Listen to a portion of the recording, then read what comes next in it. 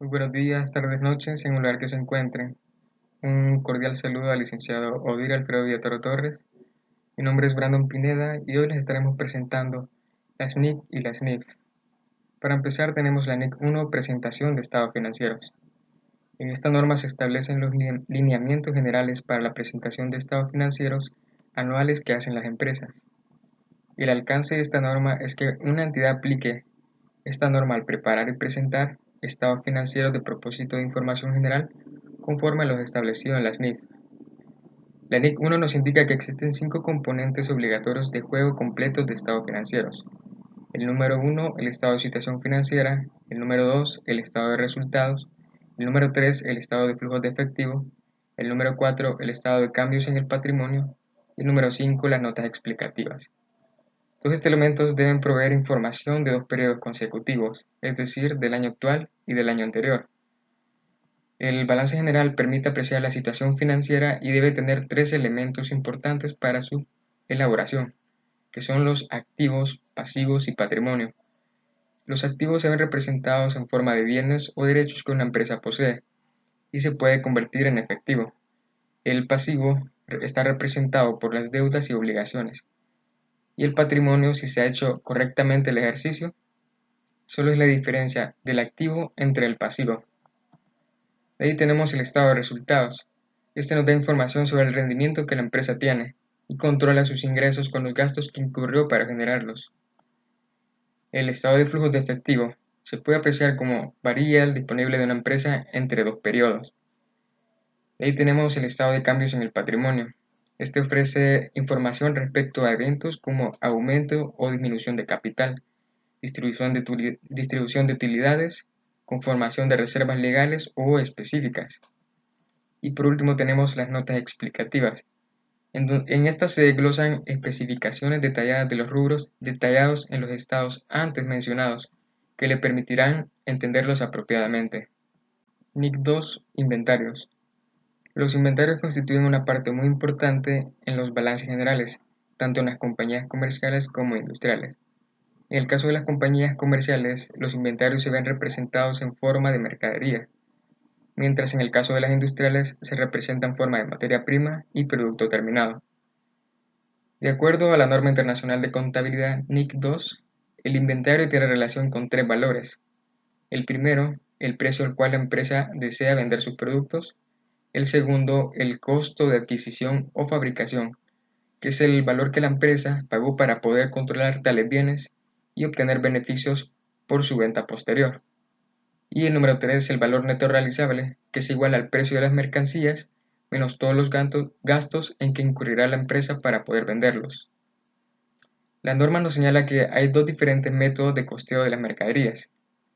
El primero, que es el método PEPS, primeras entradas, primeras salidas, y el método de costo promedio. El método PEPS nos indica que el costo unitario de cada mercadería dependerá de su fecha de llegada a la bodega, mientras que el método de costo promedio establece que el costo de las mercaderías con el promedio simple de los costos unitarios, tomando en cuenta todas las mercaderías de la bodega sin importar su fecha de llegada. Sin importar el método de costeo que se escoge, el costo unitario de las mercaderías no podrá ser mayor a su valor neto realizable. Si en caso contrario sucediera, se originaría una pérdida por el deterioro del valor de los inventarios. NIC 7. Estados de flujo de efectivo. El objetivo de esta norma es suministrar información sobre los cambios históricos en el efectivo y sus equivalentes dentro de una entidad. El flujo de efectivo se basa enteramente en las entradas y salidas de efectivo y sus equivalentes. El efectivo comprende tanto los depósitos en caja como los bancarios. El principio de vengado obliga a que se registre el ingreso por venta o crédito en el estado de resultados, aun cuando el ingreso en caja sea posterior a los gastos que afecten al estado de resultados, aunque no haya habido el egreso. Por ejemplo, los intereses relacionados por una deuda obligarán a que la administración calcule a cuánto ascienden estos al fin de mes y se le registre como el gasto financiero a pesar de que el pago se realice luego. Así, el pasivo y el estado de resultados se representarán adecuadamente asegurando la valoración correcta del patrimonio. El estado de flujo de efectivo persigue explicar diferencias entre los saldos de efectivo entre dos periodos. Para ello se examinan las entradas y salidas de dinero, clasificándolas en tres tipos de actividades. La primera actividad sería la operación, la segunda la financiación y la tercera inversión. En la operación son aquellas que la empresa realiza de forma ordinaria, como los pagos a proveedores. La financiación abarcan la contratación y pago de deudas a corto y largo plazo, con sus respectivos intereses, además de las aportaciones percibidas de los accionistas. Y la número 3, inversión, agrupan los pagos por adquisición y cobros por la venta de activos no corrientes como terrenos, vehículos o inversiones. NIC 8, políticas contables, cambios en las estimaciones contables y errores. Esta norma establece cómo las empresas deben tratar los cambios en políticas, estimaciones contables, así como corregir errores de ejercicios anteriores y comunicárselos a los usuarios de la información financiera.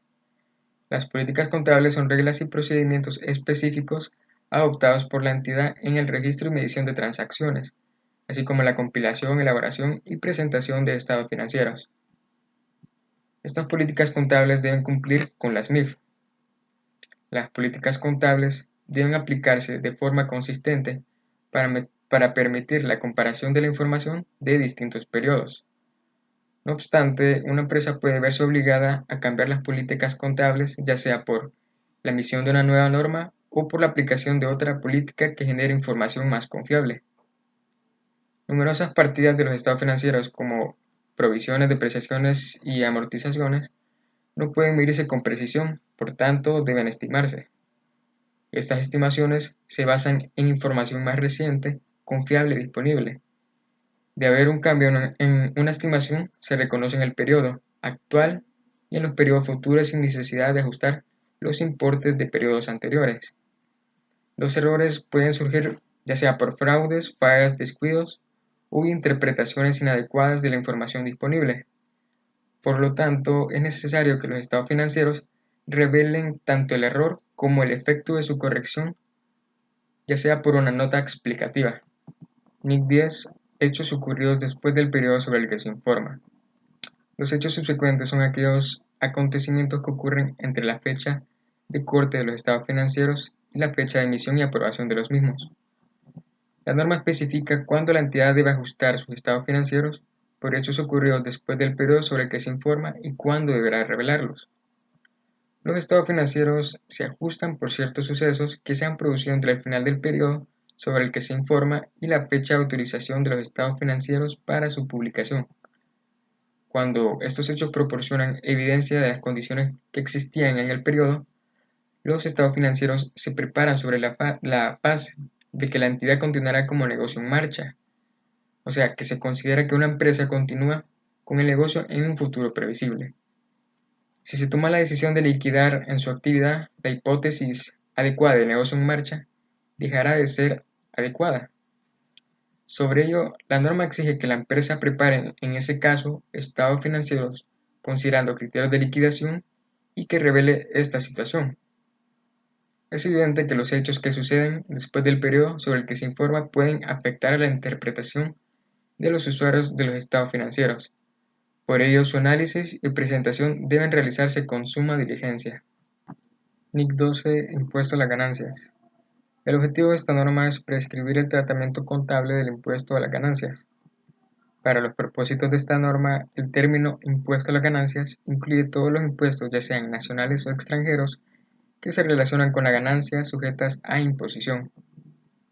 El impuesto a ganancias incluye también otros tributos tales como las retenciones sobre dividendos que se pagan por parte de una entidad subsidiaria, asociado o negocio conjunto cuando proceden a distribuir ganancias a la entidad que presenta los estados financieros. Existen tres definiciones en impuestos a las ganancias. El reconocimiento, que va relacionado al impuesto corriente al periodo presente y a los anteriores, ya que debe ser reconocido como una obligación de pago en la medida que no se haya liquidado. Si la cantidad ya pagada que corresponde al periodo presente y a los cambios anteriores excede el importe a pagar por esos periodos, si hay un exceso, debe ser reconocido como un activo. El segundo es la medición. La medición de los activos y pasivos por impuesto diferido debe reflejar las consecuencias fiscales que se derivarían de la forma en la que la entidad espera a la fecha del balance. Los activos y pasivos por impuesto diferido no deben ser descontados. Y por último, la distribución. Esta exige que las cantidades contabilicen las consecuencias fiscales de las transacciones y otros sucesos de la misma manera que contabilicen esas mismas transacciones o sucesos económicos. Buenas, licenciado Odir. Soy Cristian Antonio Rivera Rivas y me toca hablar un poco acerca de las normas internacionales de contabilidad, de la número 13 a la número 24. Pero debido a algunas sustituciones, solo hablaría de la número 16, número 19, 20, 21, 23 y 24. Comenzando con la número 16 está propiedad, planta y equipo. El objetivo de esta norma es prescribir el tratamiento contable de la propiedad, planta y equipo, a modo de que el usuario de los estados financieros pueda conocer la información de las inversiones de la entidad en sus propiedades, plantas y equipos. Lo que es una propiedad, planta y equipos es un activo tangible que posee la entidad para la elaboración de bienes y servicios que puede ceder a terceros, o también puede ceder a la administración de la propia entidad. Esta norma está vigente desde el 1 de enero del 2005. Continuando con la NIC número 19, tenemos lo que es los beneficios a los empleados. El objetivo de esta norma es prescribir el tratamiento contable y brindar información acerca de los beneficios a los empleados. ¿Qué es un beneficio a un empleado? Pues un beneficio a un empleado es una contraprestación que concede la empresa a un empleado después de reconocer el esfuerzo y los servicios que éste da a dicha entidad. Esta norma está vigente desde el 1 de enero del 2013. Continuando con la NIC número 20 está lo que es la contabilización de las subvenciones gubernamentales y la información de las ayudas del gobierno. ¿Qué es una ayuda del gobierno? Una ayuda del gobierno es, como lo dice, una ayuda por parte de las organizaciones públicas para brindar apoyo económico a una entidad o grupo de entidades. Y lo que es una subvención gubernamental es una ayuda en forma de transferencia hacia una persona, entidad o institución a cambio del cumplimiento de unas condiciones que están en relación a las actividades que cumple dicha entidad. Esta norma está vigente ha estado vigente desde el 1 de enero de 1984. La NIC número 21 son los efectos de variaciones en las tasas de cambio de la moneda extranjera. El objetivo es prescribir cómo se incorpora en los estados financieros de una entidad las transacciones de una moneda extranjera. En cuya norma se puede ver las explicaciones de cómo es reconocida una moneda extranjera en los estados financieros y también el cambio de la moneda a presentar en dichos estados. Dicha norma está vigente ha estado vigente desde el 1 de enero también del 2005. La NIC número 23 consiste en los costos por préstamos. Los costos por préstamos son intereses u otros costos en los que la entidad incurre que están relacionados con los fondos que ha tomado la entidad prestados. En la norma se puede ver el reconocimiento, el inicio de la capitalización y fin de la misma de dichos costos por préstamos. La norma está vigente desde el 1 de enero del 2009. Y por último, la NIC número 24, que es la información a revelar sobre partes relacionadas. Esta norma consiste en presentar la información que debe contener los estados financieros y ver la posibilidad de la existencia de una parte relacionada. ¿Y qué es una parte relacionada? Pues una parte relacionada es una persona o entidad que está directamente relacionada con la entidad a cargo de los estados financieros. Dicha parte relacionada puede influir en estos mismos. Esta norma está vigente desde el 1 de enero del 2011. Tenga muy buenos días, tardes o noches. Mi nombre es Joana Alexandra Granados Cruz y este día le voy a hablar acerca de las normas internacionales de contabilidad a partir de la número 26 a la número 36. La norma internacional de contabilidad número 26 habla acerca de la contabilización e información financiera sobre planes de beneficio por retiro. Es conocida también por los nombres de planes de pensiones, sistemas complementarios de pensiones por jubilación o planes de beneficio por retiro. La norma internacional de contabilidad número 27, estados financieros separados. Esta norma debe aplicarse a la continuidad de las inversiones subsidiarias, negocios conjuntos y asociadas. Esta norma no establece qué entidades elaborarán estados financieros separados. La norma internacional número 28. Inversiones en asociadas y negocios conjuntos. En esta norma se busca prescribir la contabilidad de las inversiones en asociadas y establecer los requerimientos para la aplicación del método de la participación al contabilizar las inversiones en asociadas y negocios conjuntos. La norma internacional de contabilidad número 29. Información financiera en economías hiperinflacionarias. Las economías hiperinflacionarias son aquellas cuando los precios aumentan rápidamente, al mismo tiempo que la moneda pierde su valor real y la población tiene una evidente reducción en su patrimonio monetario. Esta se aplica a estados financieros, incluyendo a los estados financieros consolidados de una entidad, cuya moneda funcional es la moneda correspondiente a una economía hiperinflacionaria. La norma internacional de contabilidad número 32, instrumentos financieros, presentación. Esta norma busca establecer principios para presentar los instrumentos financieros como pasivo y patrimonio y para compensar activos y pasivos financieros. Los principios de esta norma complementan los principios de reconocimiento y medición de los activos financieros y pasivos financieros de la NIF 9 y a la información a revelar sobre ellos en la NIF 7.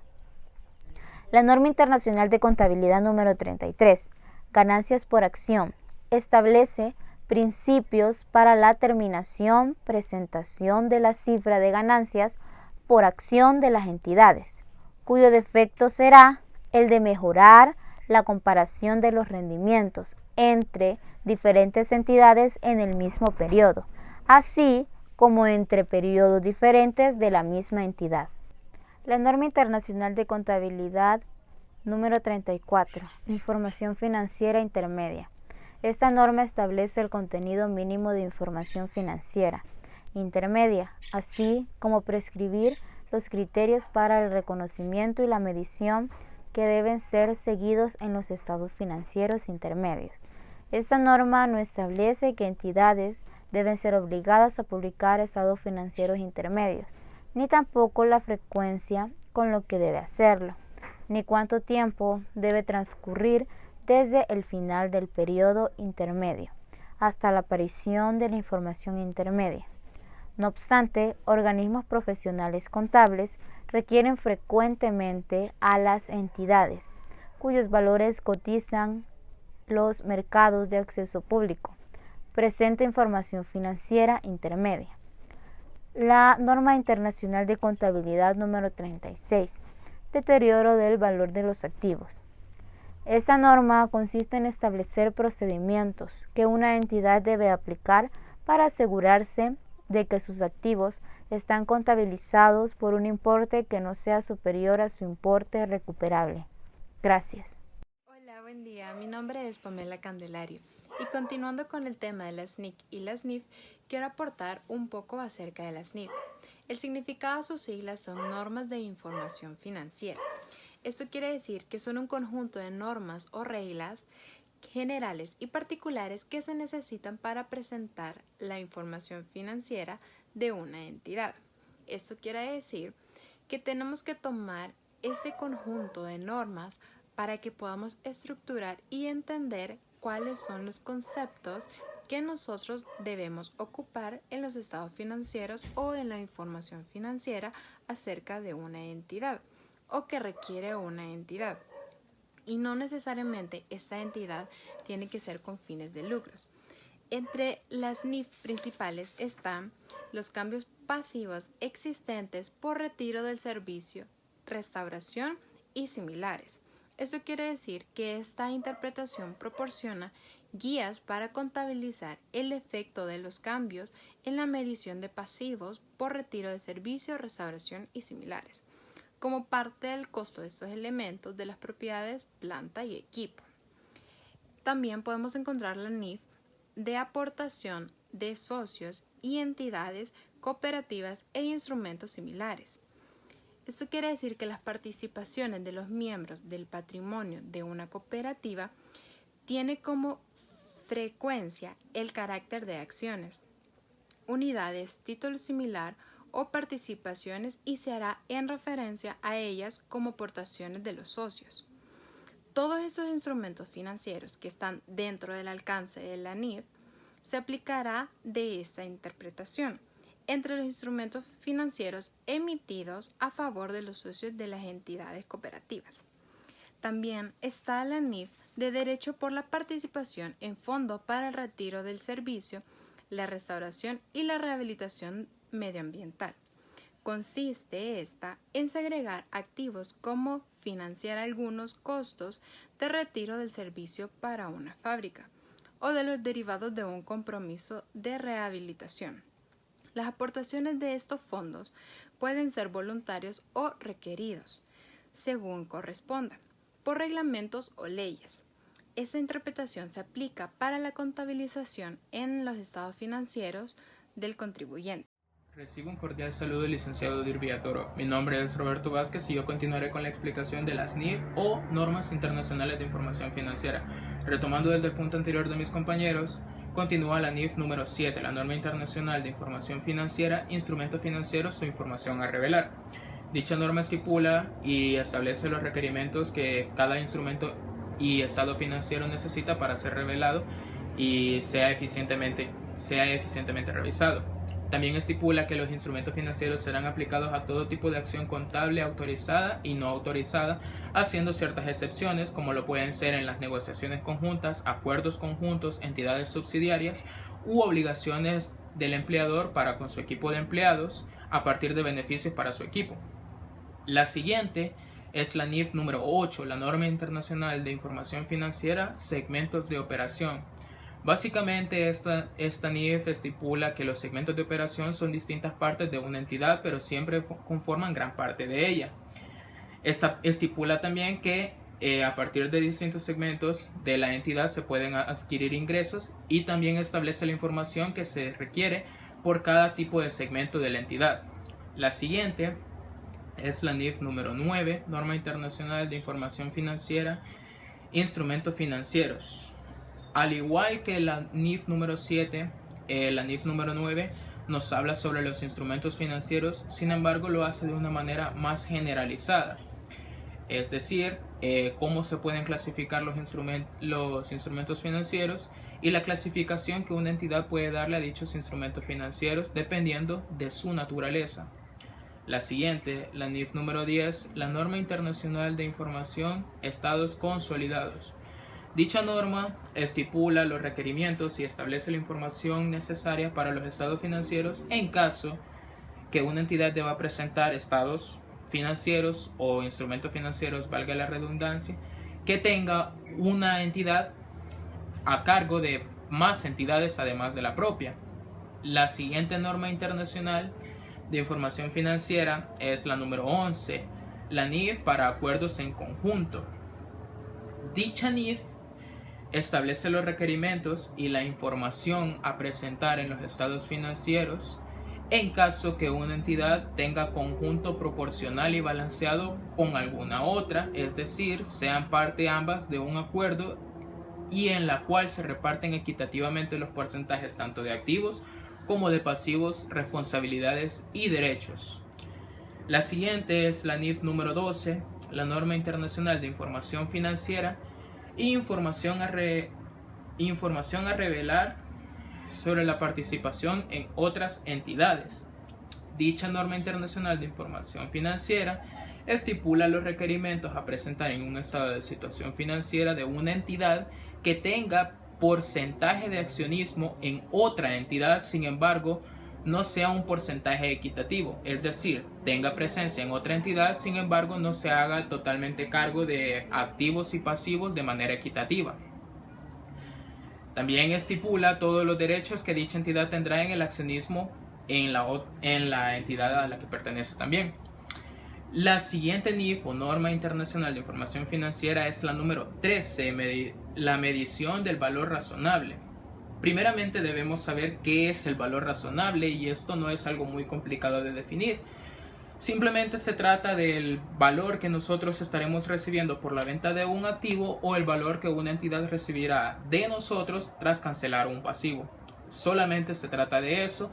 Y dicha NIF establece las diferencias entre muchos valores razonables que se le pueden otorgar a distintos activos y distintos pasivos. Esto dependerá de la clasificación que la entidad le dé y de la proporcionalidad, ya sea del activo y del pasivo. La siguiente es la NIF número 14, Norma Internacional de Información Financiera, cuentas de diferentes actividades reguladas. Básicamente esta NIF establece el saldo de las cuentas de actividades reguladas. Las actividades reguladas están sujetas a precios a clientes que siempre sea el cual tenga un precio regulado, esté sujeto a regulaciones, es decir, diferentes cambios y tratos con dicho cliente. Estipula la información, los requerimientos y todos los puntos que se necesitan para la presentación de los instrumentos financieros y de los estados financieros en caso que exista una sujetación a precios regulados con un cliente.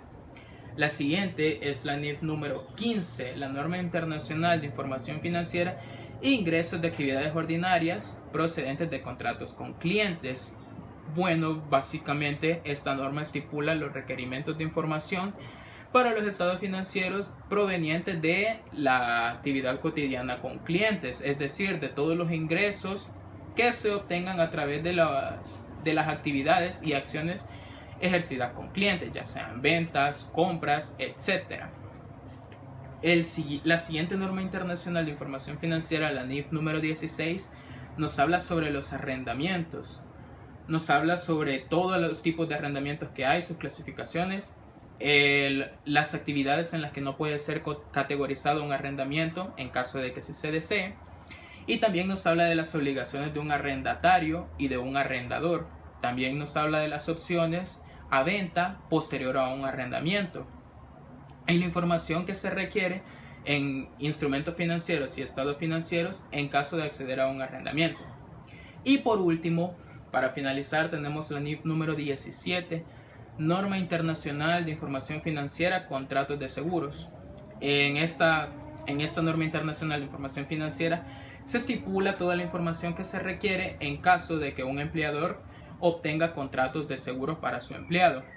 Es decir, los porcentajes a los que accede el empleado, las tarifas, los periodos para pago de dichos seguros, entre otros aspectos que abarquen y que estén directamente ligados con los contratos de seguros para los empleados. Eso sería todo. Muchísimas gracias.